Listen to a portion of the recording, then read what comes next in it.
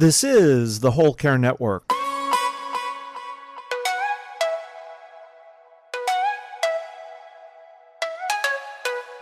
Helping you tell your story one podcast at a time. Content presented in the following podcast is for information purposes only. Views and opinions expressed in this podcast are solely those of the host and guest and may not represent the views and opinions of the Whole Care Network. Always consult with your physician for any medical advice, and always consult with your attorney for any legal advice. And thank you for listening to the Whole Care Network.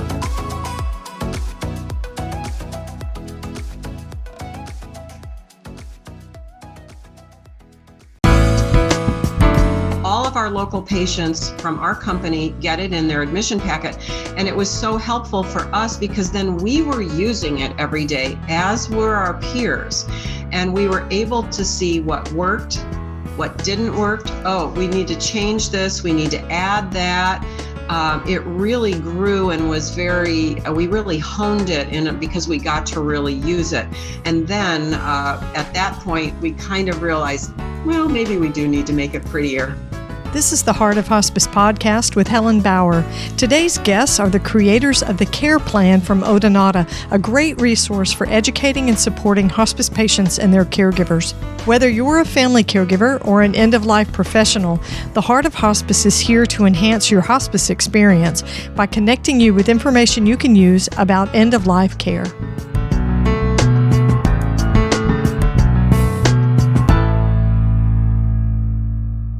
As a caregiver, you want comfort and dignity for your patient and convenience for yourself. The Quick Change Wrap offers all of that with a life-changing way to address male incontinence. It folds around the source of urine and wicks it away, protecting surrounding skin, clothing, and bedding. Use the Quick Change by itself or with an adult diaper for superior protection. A single caregiver can quickly change the wrap with no lifting or turning the patient. 800 hospitals use it. Now you can get it at home. Visit quickchange.com now. This episode is sponsored by the Death Doula Network International. Death Doula Network International has created an opportunity for death doulas to gain experience and confidence before they start doing the work of supporting people and families at end of life. DDNI is focused on building connections and growing the death doula industry. For more information, visit ddnint.com. Now here's today's episode. My guests today are Brenda Kazire and Nancy Hireman. Between the two of them, they have over 40 years of hospice experience. They're both certified hospice and palliative nurses. They're still working full-time at the bedside as hospice case managers, and they actually also share after-hours call responsibilities.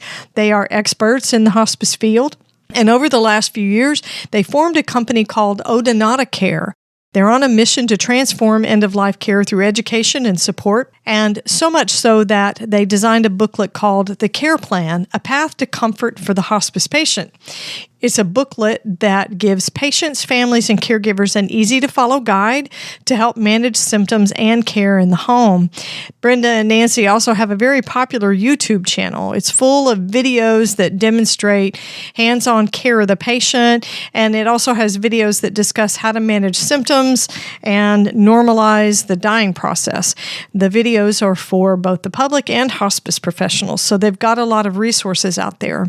You're going to enjoy their passion, their dedication to improving the patient experience, improving the hospice care that we provide. So here's my conversation with the co-founders of Odonata Care.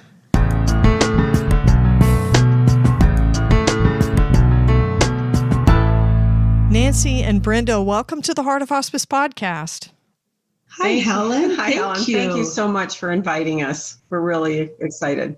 There's always a different dynamic when we have two guests with me to talk. So we're going to try to blend, and I'll try to say, Brenda, this question, Nancy, this question, and we're going to find a good rhythm to our conversation today.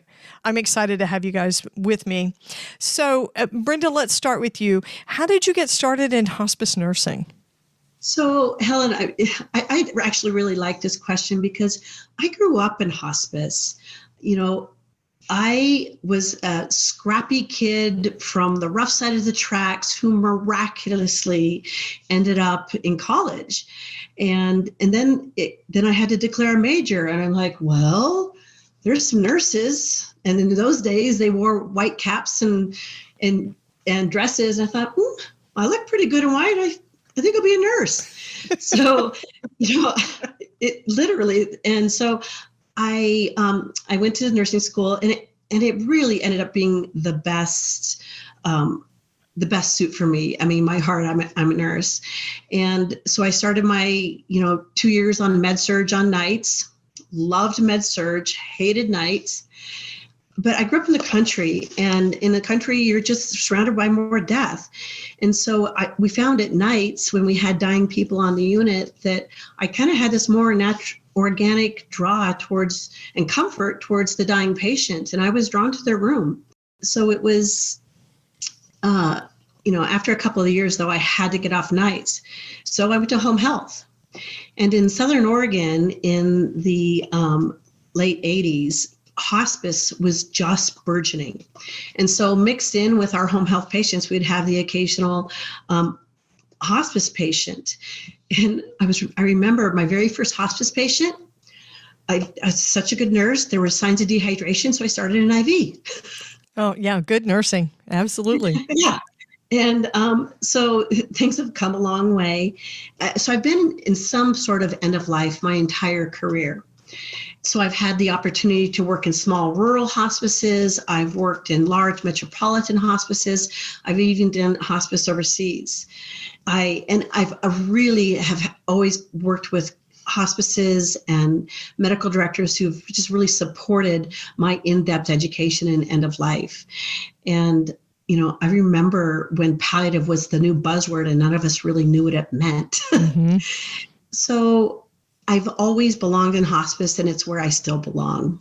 Yeah, you just gravitated to it very naturally. Yeah, I've always gone back to it. Okay, so how about your counterpart? Well, I think the first thing I'm going to reveal is that I've been a nurse for 47 years. And so I've seen a lot of nursing. In fact, I've done pretty much everything but OB and surgery. And so when I was when I was a student getting my baccalaureate, we did have home health. Hospice didn't exist back then in the 70s, but we did have home health, and I did a rotation and really found that, wow, that was so cool to be in someone's home. And I had an intention of always doing it, but then I really didn't remember that. And I went into spinal cord, and I loved the excitement of ICU, got into management, et cetera. Well, I married a doctor and had a wonderful life with him and practiced with him. And yet at one point we decided to separate, and I was his nurse in his he's a family doctor, and I needed to find another place to be professionally. And so within our company, I decided all of a sudden, oh my gosh, maybe this is the time to do home health. So I arranged an interview with the home health team and had a great interview, but there were no positions available in home health. And at the time, the nurse that was the supervisor of hospice, really passionate about hospice, as we all become if we really love hospice the way we do, she said, she just gave me this wonderful talk about hospice, and I had never thought about it at the time, didn't know much about it.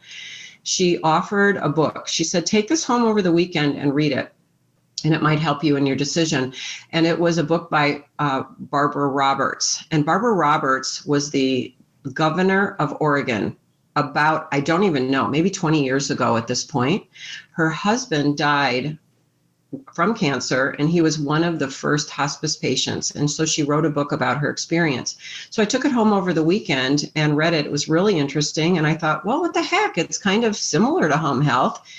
And I just jumped in and never looked back. It has been exactly where I feel I am supposed to be. And because I have been a nurse for so long and had been a nurse in so many areas, before I came to hospice. I just love that ability to be so autonomous, to have my own caseload, to be out there and practicing on my own, and to feel confident in all the skills that I had gleaned over those years. And so that's how I got here, and I'll never leave either. And then we met later in our careers. And that's when you guys started to collaborate, right? We did. Yeah, there's a little bit of a story behind that. Go ahead. Brenda came to work at my company, and I invited her to come sit next to me. There was a seat next to me at IDT, interdisciplinary team meeting. And, as soon as she sat down, there was this, I'm going to say, energetic connection. We just immediately felt comfortable with each other. It was like we saw each other. There was almost this immediate camaraderie and ease of being with each other. And in all the years that we've known each other, worked together, been colleagues, etc., there's no sense of competition, having to one-up each other with knowledge or anything.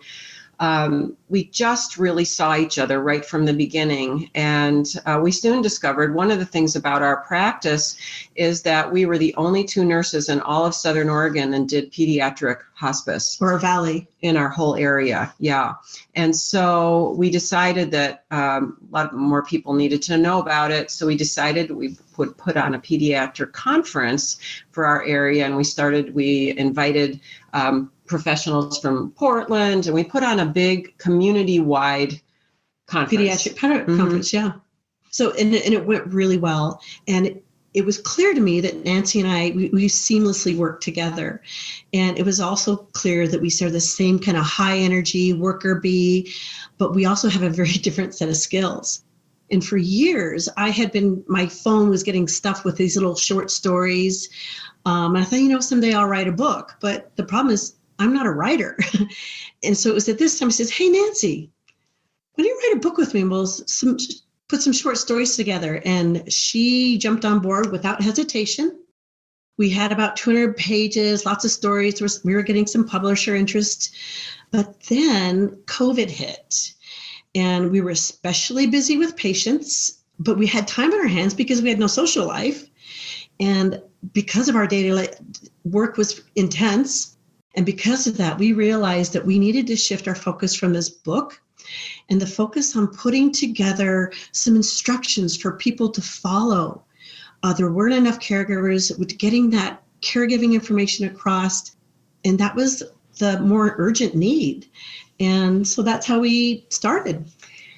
When Brenda asked me to do the book, I was really excited because I've been a reader my whole life, mostly fiction, and almost thought I would be a literature major when I was young. And I've done a lot of writing in my life. I really enjoy writing, but it's all been pretty much policy, process. I'm really good at that kind of instructional type of writing. I'd never done any real creative writing. And so that was really a challenge, to be able to really tell a story, the stories that we have experienced, but do it in a different style of writing. So From the heart. It was really a great challenge. And so once we started putting this information together, we realized we needed to get it out to more than just our caseload, our fellow workers. We needed to get this information out there. And of course, because we're still case managers and we take after hours call, each of us take a day a week, we kind of know what we needed to provide, what kind of education. And as nurses know, when you're out there providing care, you want to provide the best instruction to the entire the entire care circle. That would be the family, the hired caregivers, friends, neighbors, of course, the patient. And there is never enough time to teach what is really important. You certainly can't write down all the instructions when you're in the home. And of course, the other thing is you never just teach it once. The families have a lot of anxiety. There's can be really stressed. There's chaos sometimes. And so you really need to teach and reteach. And so we realized we need a tool that can follow us out of the house, basically. Yeah. Right.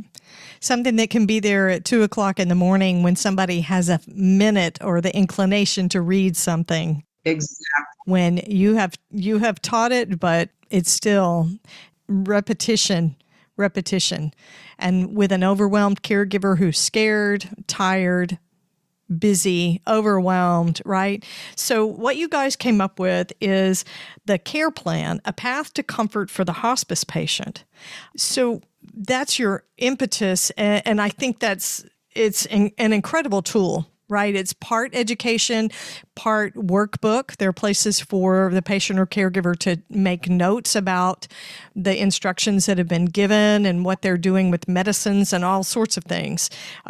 Personal care, even the transition phase to the death, the active dying, and then the death itself and bereavement as well, the follow-up to it.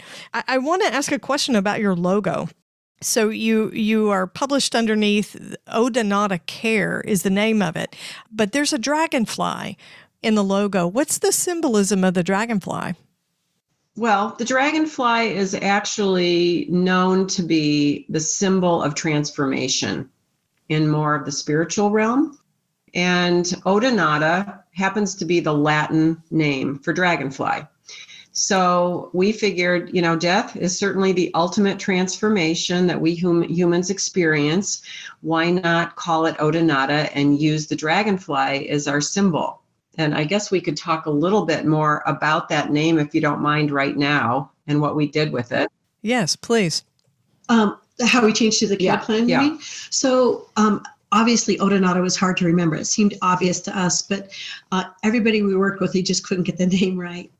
And it was interesting because when we wrote the booklet, what we did, not even realize, we just wrote how we practice. Right. And what we practiced is a care plan.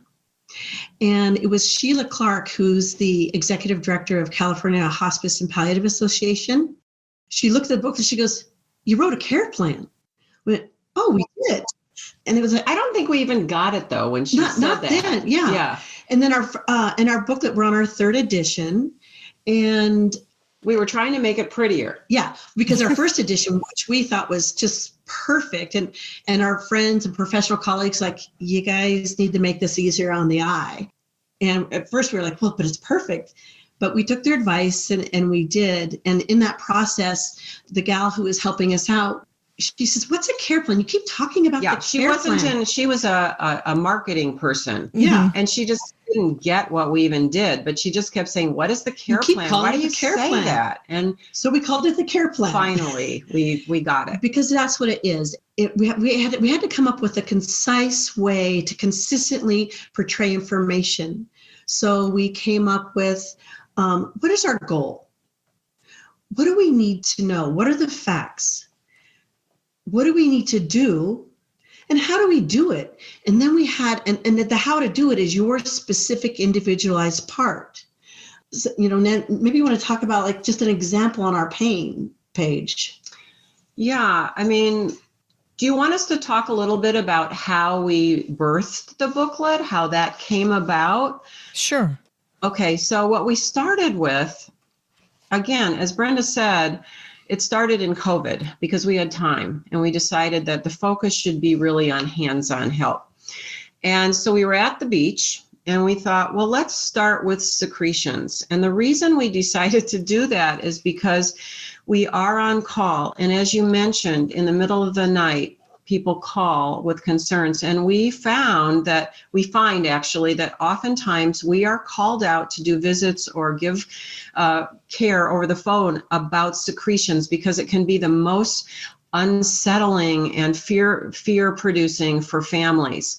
So we thought, okay, let's start with secretions. And we thought, oh, this is going to be a piece of cake. We do it all the time. Let's write it down.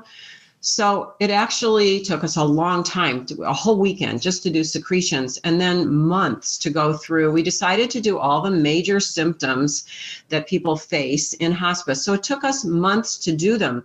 And as we were starting to go through those symptoms, we started to realize we need, as Brenda said, we need to have a really clear, systematic structure to put into the booklet. So that's where we came up with the 4 elements: a goal, what to know about it, what are the signs, and what to do, and then specifics. So for instance, on pain, it would be our goal is to recognize and manage pain and discomfort, and to effectively and safely provide interventions to consistent comfort.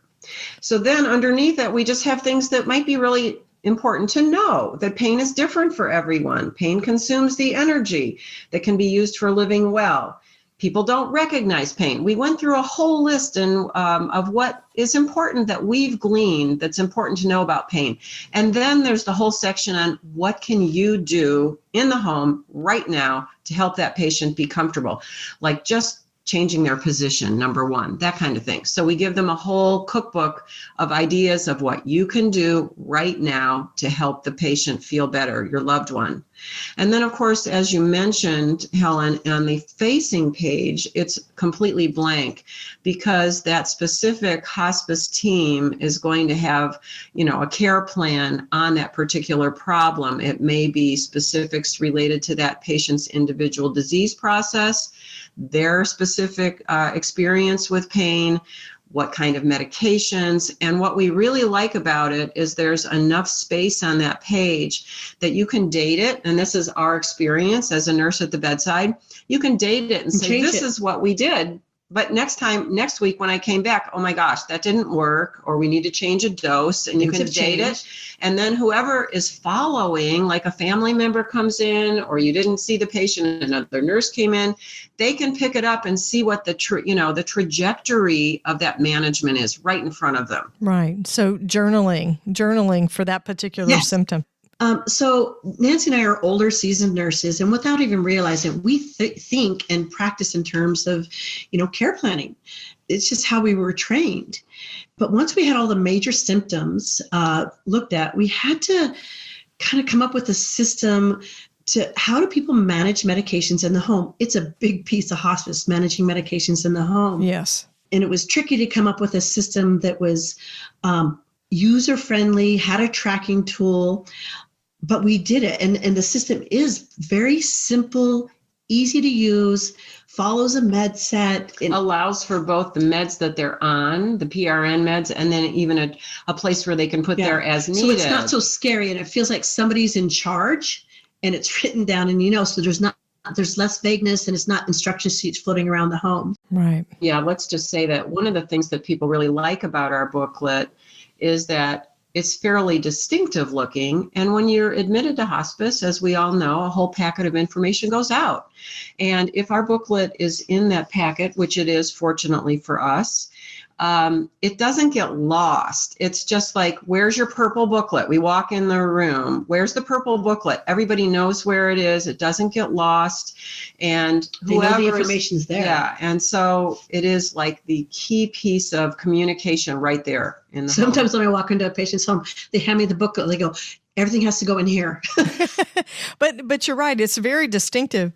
So for my listeners who aren't familiar with how hospice works, people who are caregivers, that kind of thing, if you don't work in hospice, a lot of times a hospice patient and the caregivers are given this packet. And a lot of the information is required because they are supposed to know what our drug destruction policy is and the policy on abuse, neglect, and exploitation. You have to furnish all of that. And I think a lot of that paperwork gets lost in the whole chaos of caregiving and starting the service. So having this one-stop shop with all of this here, I think is really, really useful and so distinctive. If you say, where's your purple book? Put it in the purple book. I think that's easy to follow. And really what you have is a care plan that is problems, goals, interventions, and outcomes. Because that's what a care plan is. We've made it very complicated, but that's what it is. Problems, goals, interventions, and outcomes.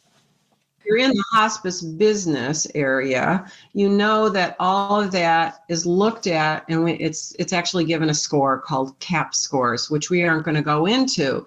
But our care plan, we didn't even realize when we were just writing how we how we practice. But Sheila Clark said, oh my gosh, this is a care plan. Do you know it meets all the CAP scores? And we didn't even know what that was. We're just we had our monthly meetings. Yeah. Like, yeah, your scores are good or not good. So we looked it up online and went, oh my gosh, it's like we wrote this to that scoring evaluation tool, but we didn't even know. Right. So CAP scores it's a satisfaction survey, an experience survey that families and caregivers fill out after the death of a hospice patient. What was the care like? Did you receive the support that you needed? And it's like 48 questions, I think. It's very extensive, but it covers all the different aspects of our care. So we can't teach and prompt our families and caregivers to respond to those questions. But if we meet their needs in a comprehensive way, we don't need to. It will automatically come. And so the Ode Not a Care Plan booklet does exactly that. Yeah, thank you. Let's talk a little bit more about the evolution of it and where we went from the beginning. Is that okay, Helen? Yes, let's hear. Okay, great. So we got our symptoms done, we got our medications done, and then we realized we walk into a room and we take care of people.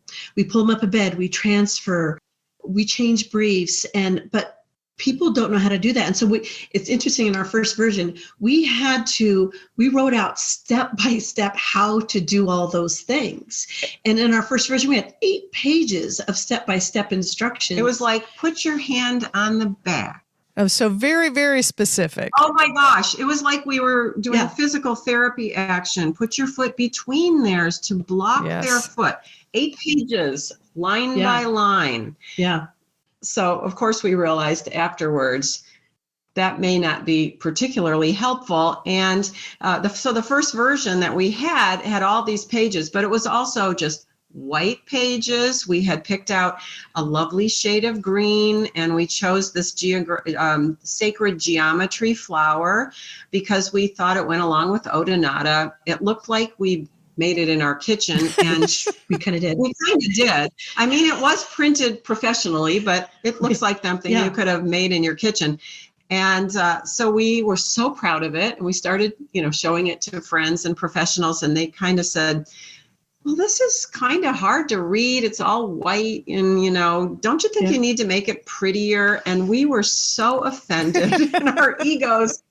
We were like, it's perfect. We love this. We worked so hard on it. Yeah. And I will give it credit, though, because we took that very first version, and we're so bold. We sent it to both doctors Ira Byock and Susan Block, who in the hospice arena, they are nationally known big names in the hospice arena.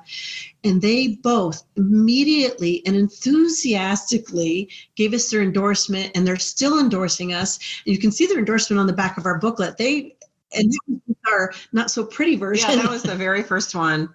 And I have to say, we were so fortunate. Our hospice supervisor, our boss, really championed us from the very beginning of our project. And as soon as we had the first one printed, she put it in our admission packet. So from the time we started, all of our local patients from our company get it in their admission packet. And it was so helpful for us because then we were using it every day, as were our peers. And we were able to see what worked, what didn't work. Oh, we need to change this. We need to add that. It really grew and was we really honed it because we got to really use it. And then at that point, we kind of realized, well, maybe we do need to make it prettier. So we hired a marketing gal, and she helped us find, an editor and a graphic designer. Yeah. It was right about this time, too, that we realized the younger generation who are the caregivers often, are not going to go to a booklet and read step-by-step instructions. They're going to go to their phones for information. Oh, good point. Yeah. Yeah. And so we took a weekend and we on our iPhones, propped up on stools, we did 3 or 4 care videos, and we tossed them up on YouTube. And we had no idea how popular they're going to be. And what we learned is they were popular because people needed that information. And if you're in the middle of the night and your loved one needs a brief change in a bed and you have no idea, it feels like rocket science. So we just kind of dove into making videos. And as Brenda says, they are perfectly imperfect. They're really organic. We did, and of course, as Helen could tell this morning, we're not very technically adept. Yeah, we had a little trouble logging in and getting situated with our computers this morning. Yeah, so they're just organic, and we've really had fun learning how to make videos. And we actually have 50 videos on our YouTube site now, over 14,000 subscribers, and we're getting into making shorts because everybody wants quick, bing, bing, bing, give us the information. So for instance, we just taped 4 1-minute videos on how to anchor a catheter, a urinary catheter, 4 different ways. And at one point, our company asked if because we do a lot of hospice education for our company and in the Valley, said, can you write some videos that we could film that were 1 minute long so that we could purchase them for airing on our local NBC station for a public service announcement. So we said, of course, sure, we'll do it. And oh my gosh, it was very difficult to come up with 1-minute videos that really teach people what hospice is. It was like writing poetry. Yeah. And we worked really hard on it over a weekend. And as it turns out, it was really good practice for us to hone in to exactly what hospice is in little sound bites, like, what hospice really is, what home health is, what is palliative care. Do I need a hospice? How do I find a hospice? Who's on the team? Do I qualify? Right. All those little, and it's just 1 minute. And I still get all the time, you're the gal on TV. I know what, and so they were very effective and they're still airing. That's been a while. That's been a couple of years. So yeah. But I think the brevity of it, the short length is super accessible and easy to use, because when you're in situations like that, you don't want to watch a 30-minute introductory video. Ain't nobody got time for that. That's right. And then they can pick and choose. If they're at the point where they understand what hospice is, they understand the philosophy, now they need to shop for a hospice. They can go straight to that 1-minute video on how to choose an agency. I think that's incredibly valuable. Incredibly valuable. You guys have really built a wonderful tool. You basically wrote the resource that you needed in your practice. Exactly. Yeah. And it really helps us be more efficient. Of course, it saves money for our company because there are fewer calls after hours, fewer visits, and our triage nurses don't have to go into as much detail because it's in the booklet. So it really has been a win-win from the patient all the way through our practice. Yeah, and your caregivers feel supported, and that will be reflected in your survey scores, which eventually that's going to reflect in our payments for hospice agencies. So, we don't talk about payment and billing on the podcast, but that kind of thing is important. And at the bottom of everything is you want your families and caregivers and the patients to have a good experience. You want this to be good care and have them be satisfied with it. Yeah.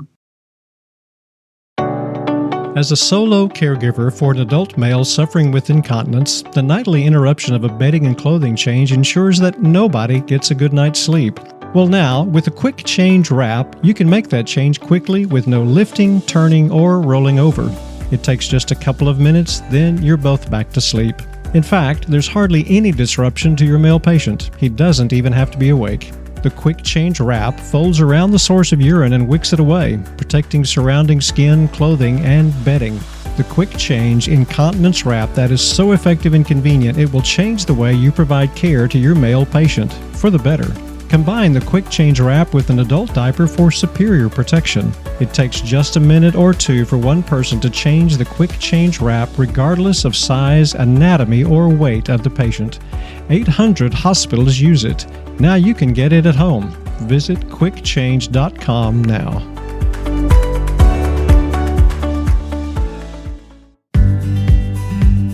This episode is sponsored by the Death Doula Network International. Death doulas are always seeking ways to gain experience and confidence before they start doing the work of supporting people and families at end of life. The Death Doula Network International has created that opportunity. The organization provides a deep dive into practice to develop a death doula's skills. More than just death education and learning, the Death Doula Network International is creating heartfelt connections. Sign up for their Skill Mastery Education Workshop starting on June 3rd. The Immersive Skill Mastery Program is for doulas who have taken a basic foundational course and want to develop their skill set and build confidence in their death doula practice. DDNI brings a unique and dynamic energy to this learning based on personal connection, engagement, and humor. Find out more at ddnint.com. Now, back to the conversation. Let's get a little personal. So each of you, Brenda, we'll start with you. What do you find most meaningful about hospice, and what challenges you the most when it comes to hospice care? So, as I said, I've been in hospice a long time. I love symptom management. And since the palliative care movement, that is now really, our care is now evidence-based, symptom management has just come a long way, and which excites me. And addressing and relieving symptoms, it's not only the most satisfying element of our hospice practice, it's not even the hardest part, but for me, it's like putting this puzzle together with a moving picture. And not only do I love it, we're just really good at it. So I love being able to have that. I can see a set of symptoms, a disease process, like, oh, there's so much we can do here to help you feel better. Yeah. I've always known from the beginning that the hospice is the place where you have this space, you can always do the right thing, which doesn't always correlate with the correct thing. Right. You know, the correct thing could be they need an MRI or not. And so there's just this space for let's do what's right by families and their patients. We're fortunate to have really good leadership from our medical director, who is Dr. Molly Gramley. And I think one of my biggest joys is when she goes, I use this to take care of my parents. Oh, wow. And it helped because she had to go back east, and she took the booklet with them. She gave it to the hospice. There was some struggles, and she's our medical director. And you can see her testimonial on our website. And she uses it with the newer nurses, like she refers to it all the time. And then it's like, we have made something that is helpful. So for me, I think that, yeah, that's it. Yeah. Okay. Next in line. Nancy. Let's see. What do I find the most meaningful about hospice? Well, I am a Girl Scout. I was a Girl Scout actually in a troop. And as Brenda knows, I actually still wear my uniform for Halloween. And I'm serious. So I tell my patients when I walk in the room that I'm a Girl Scout. I'm there to make things better. So for me, what is really meaningful is when I leave that patient's home and I know that they feel that they had a grown-up in the room. They had that person who knows what they're talking about. They're confident in their skills and their knowledge, and they're going to be able to walk with them, give them options, let them make their own choices, because those are all the things that I do. You know, we all know that as a nurse, sometimes you can give people information and they don't want to take it or they choose not to, but that's okay. I know that when I leave the home, that I've left that home and I know that they feel better, that I've found them, I'm there to help them, I've helped them plan for what is going to be needed. I hope that I've left them so that they feel that they can do it, that there's hope, that this will be okay. So that's the feeling that I aim for, that when I leave the home, I feel that I've made a difference in their comfort. And it gives us joy in our work. People say, how do you do that work?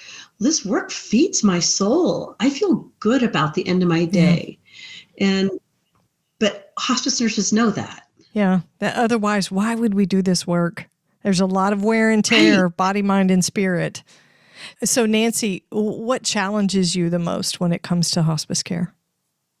Well, I think just as I said, I was a Girl Scout and I like to go in and see things are managed.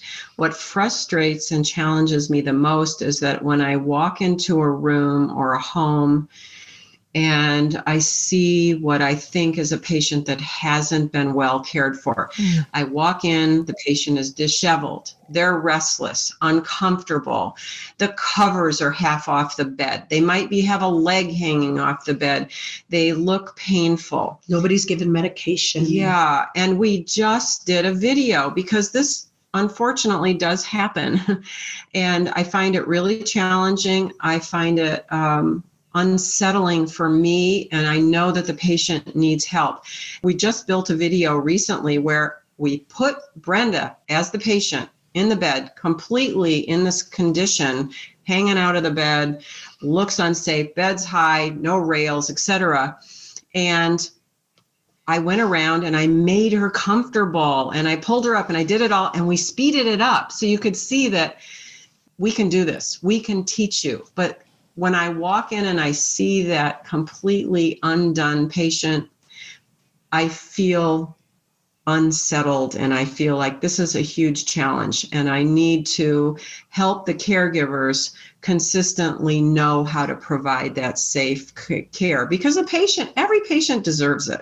Sure. And I think it's frustrating probably for every hospice discipline to know that a family is either choosing or they're unable to meet the patient's needs and they're missing those pieces that would go a long way to making the patient comfortable. Yeah. Okay, so here's the $10 million question. What would be on your wish lists for end-of-life care? Brenda, what's on your wish list? Sky's the limit. Because I'm still back on what challenges me the most. And I'm going to actually back up and talk just a hair about that because where I get frustrated in hospice is that hospice has grown so rapidly. And with that has come changes and challenges. And I've seen it, over the years. And a lot of the changes are important and needed. There's many more regulations, which are important as hospices grow and we get more, we need some regulations. But we spend a lot of time meeting regulations. There's a shortage of hospice nurses at the bedside. There's a shortage of caregivers. And like so many other healthcare fields, there's this need to be more efficient. And so we have to do more in less time. And in the good old days of hospice, we had more time to be more gentle, to ease patients and families towards that, towards death in a way that, really helps them. I'd like to add a little more to that too. We know that hospices have to be more competitive because there are more hospices out there now, and that's a good thing. But we know that hospices really can quickly gain and lose their referral base, and that's based on the reputation of the kind of care they provide. And, I have been a nurse for decades, and it used to take 4 years to get a baccalaureate in nursing. And now we see in our own community and in other universities that you can get a baccalaureate now in as few months as 16 months. They've been compressed. That's good. We get more nurses out there. But what happens is that you now have nurses who have gotten a lot of didactic, factual learning, really important information that they need.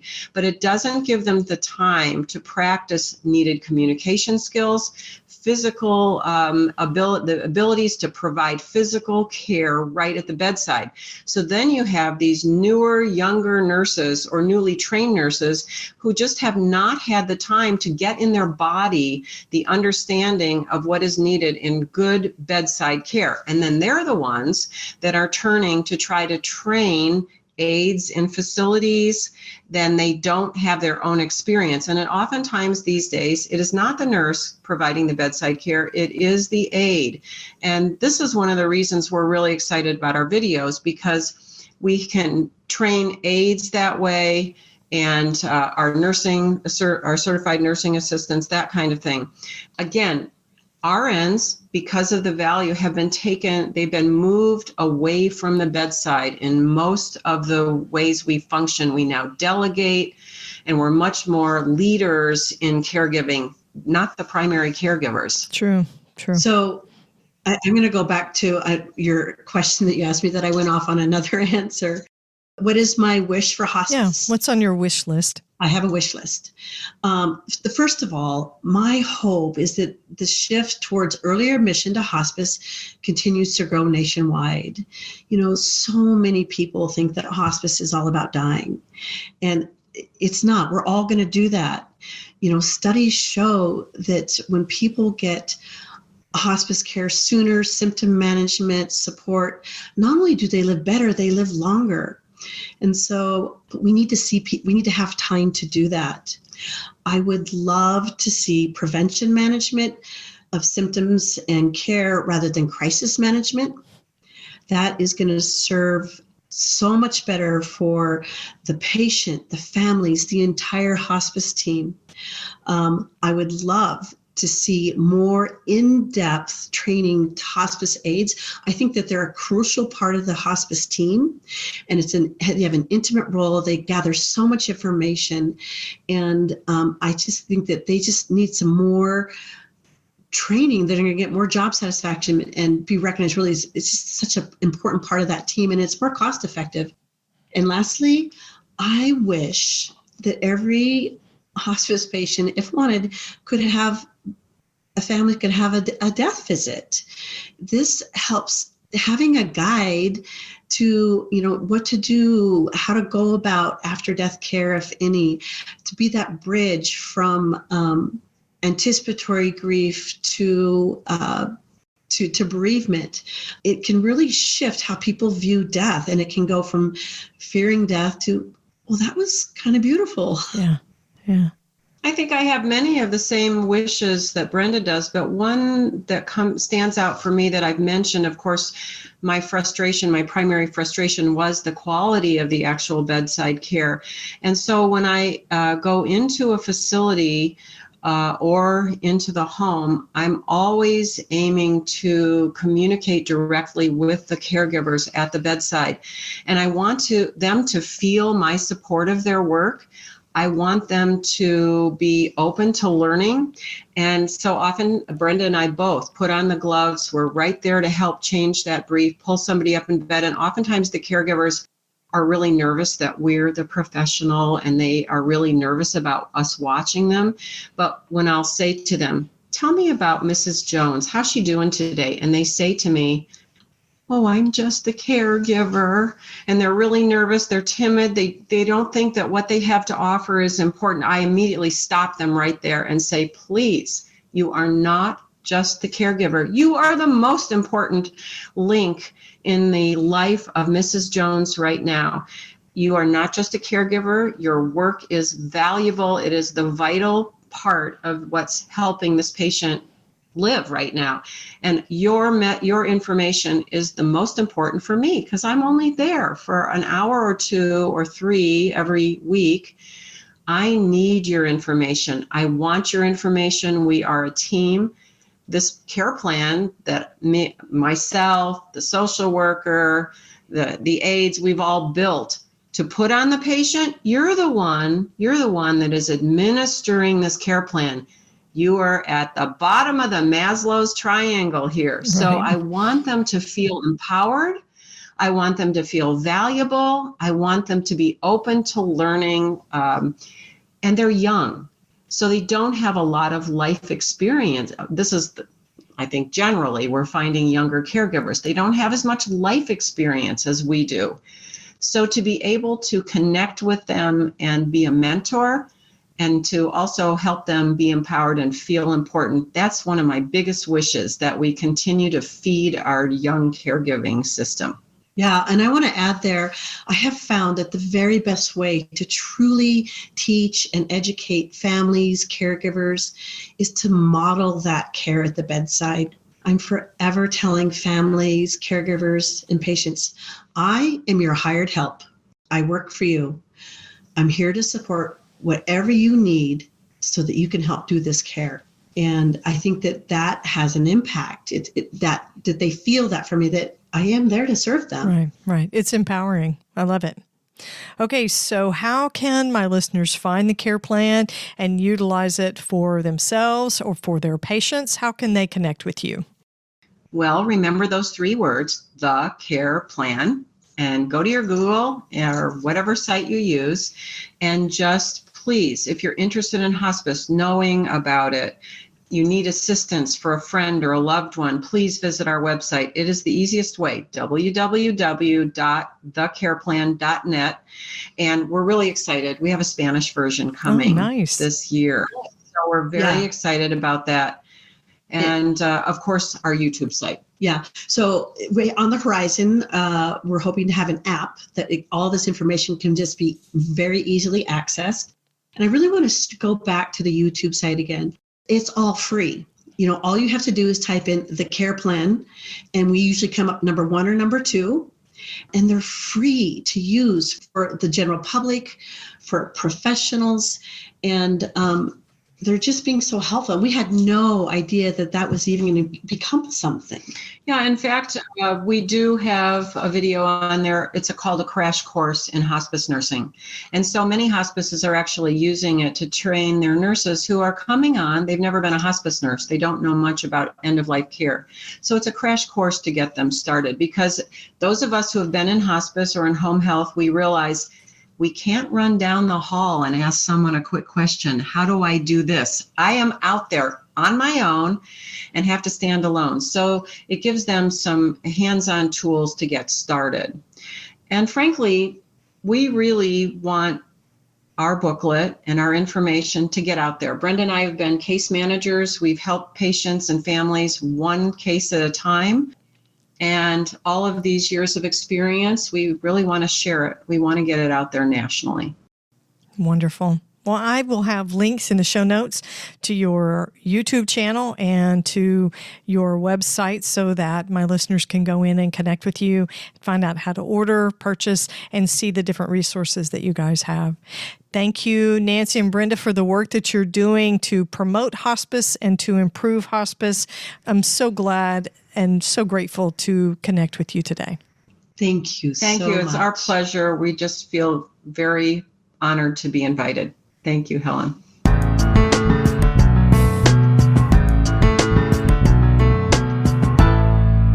I really like it that these are active hospice nurses that have designed the care plan booklet.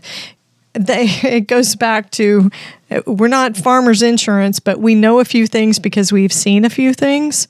These ladies have seen a few things, and the iterations of the care plan that have come about have come from the things that they've been learning as they went, including things about graphic design and publishing, but also about the care that they're providing. The booklet's very distinctive. It's got a beautiful purple and blue design to it, and of course, the Odonata Care logo includes the dragonfly, which you will recognize the minute you see it. And from what they were telling me, dragonflies are the symbol for transition. And Odonata is the Latin translation for dragonflies. So very appropriate naming for their booklet. You can find the care plan on their website, thecareplan.net. It's designed to give information to caregivers and patients. And if you're a hospice agency, it's also a great resource that can help you improve your CAHPS scores, your CAHPS satisfaction survey scores. And the care plan is also recommended by Dr. Ira Bayok and Dr. Susan Block, who are known experts in the end-of-life field.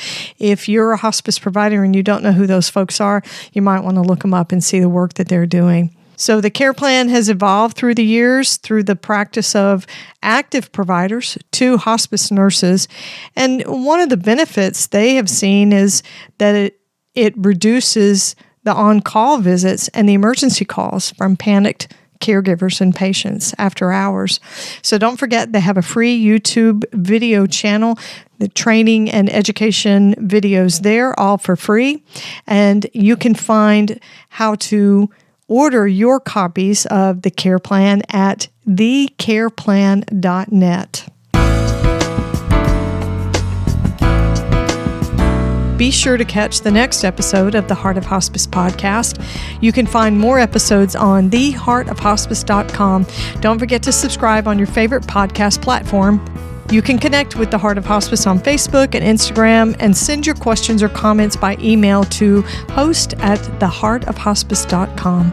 And remember, no matter who you are or where you are in your hospice journey, you are the heart of hospice.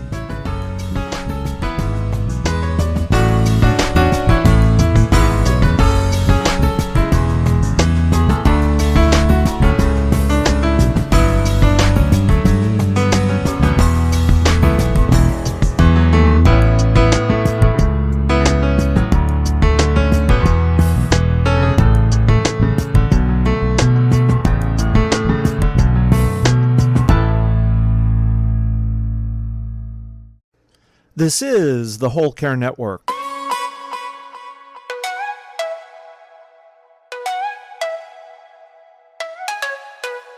Helping you tell your story one podcast at a time.